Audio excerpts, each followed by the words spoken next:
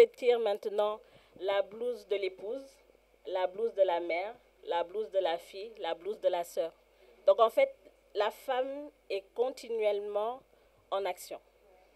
Et c'est juste le vêtement qu'elle porte, dépendamment du moment de la journée, qui change. Et très souvent, c'est difficile d'avoir cet équilibre-là. Pour être honnête, c'est très difficile. Moi, la chance que j'ai eue, c'est que quand on parle de Tchami, mon mari, je l'appelle souvent mon grand frère. C'est vraiment mon grand frère. Parce que c'est... Et il était là tout à l'heure, d'ailleurs, il est passé 5 minutes pour voir comment ça se passait et repartir. Et donc, la chance, vraiment, c'est d'avoir quelqu'un qui est là et qui comprend que ce n'est pas toujours simple. Parfois, le vêtement d'entrepreneur déborde sur la vie de famille, et ça arrive très souvent. Et à ce moment-là, c'est important d'avoir quelqu'un d'abord qui vous comprend et quelqu'un qui est prêt à vous aider. Il y a des soirs où, par exemple, mon mari va me dire je vais m'occuper des enfants. Va te reposer parce que je sais que tu es fatigué. Ou il va dire assis-toi et moi je vais faire à manger pour toi. Donc c'est vraiment important d'avoir quelqu'un à côté qui comprend en fait les défis auxquels on fait face et qui parfois n'hésite pas à mettre les pieds dans le plat pour aider. Mais sinon, ce n'est pas facile au quotidien. Voilà. De répondre rapidement à Madame John pour les emballages. Moi, je suis venue vous visiter la semaine dernière à Pékin. Donc, on vous a rencontré votre équipe, votre unité de production. Donc, et on avait eu les mêmes sujets sur lesquels on avait échangé. Justement, pour les emballages, on fait ces ateliers comme ça, comme on vient de faire, ça sert à ça. Nous, le but, c'est de vous rencontrer entre vous, d'échanger et de créer des synergies entre vous. Là, vous avez soulevé la problématique des emballages. Rapprochez-vous de Madame Watt, elle a des solutions.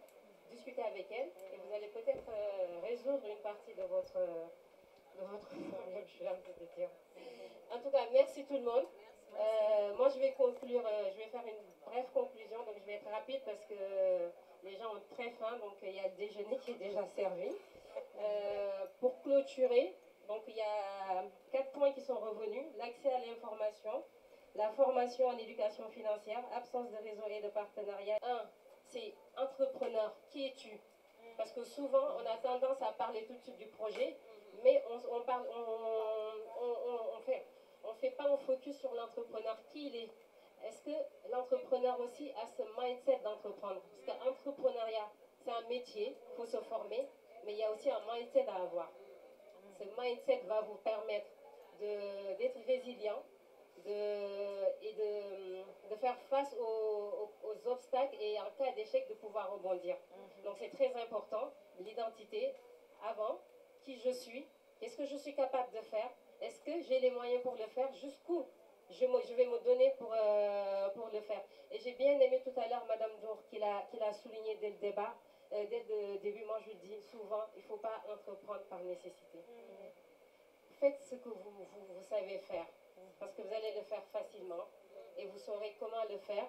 Et il ne faut pas rester seul aussi, parce qu'on n'y arrive pas seul. Nous, ça, on le dit à tout entrepreneur qui passe chez Jocolab.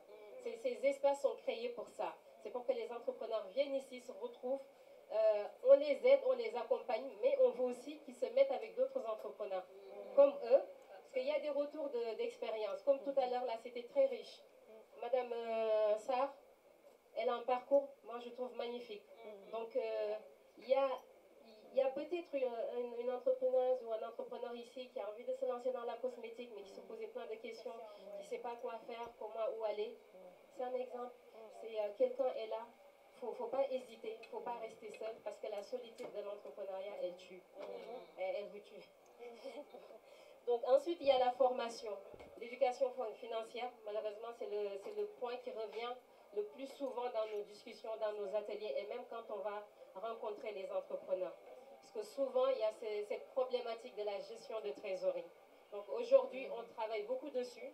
On a mis en place une start-up justement pour venir en aide aux entrepreneurs sur la partie financière. Il y a une plateforme qu'on est en train de déployer qui s'appelle Access Payment, donc une plateforme digitale, avec un conseiller qui va vous accompagner dans la suivi de votre comptabilité. Le but, c'est apprendre à l'entrepreneur d'avoir une comptabilité simplifiée. Parce que c'est très important, c'est ça qui vous ouvre après les portes au financement et aussi à d'autres aides. Donc, je vais faire court et aussi, il faut pas rester fermé. Allez vers l'information. Soyez curieux, il ne faut pas rester dans votre secteur, il faut s'ouvrir. Donc, l'information ne va pas venir à vous. Aujourd'hui, il y a plein d'informations, il faut juste savoir qu'est-ce que j'ai besoin et où je vais aller le chercher. Parce que sinon, il y a tellement d'informations qu'on risque de se noyer dans toutes ces informations. Donc, sachez ce que vous voulez faire, faites-le. Et s'il vous plaît, arrêtez de faire votre business model. C'est votre projet. C'est le vôtre. Prenez le temps de l'écrire. Prenez le temps de le travailler. Parce qu'il n'y a que vous qui sachez ce que vous voulez faire. Personne d'autre ne va rentrer dans la tête pour dire « Ah, c'est ça là qu'il voulait faire. C'est mon idée. C'est à moi de le travailler. » Donc, entreprendre, c'est vraiment un métier. Et faut pas hésiter à demander de l'aide, mais aussi, il faut travailler aussi, il faut prendre aussi le temps de travailler vos projets.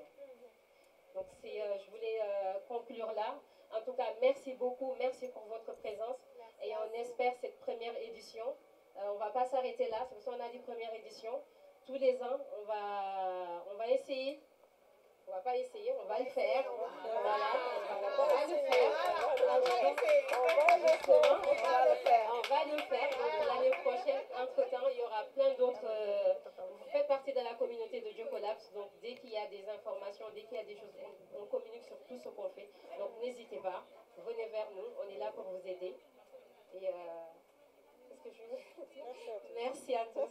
Moi, je vais arrêter là parce que je sens. Et bon appétit. Merci.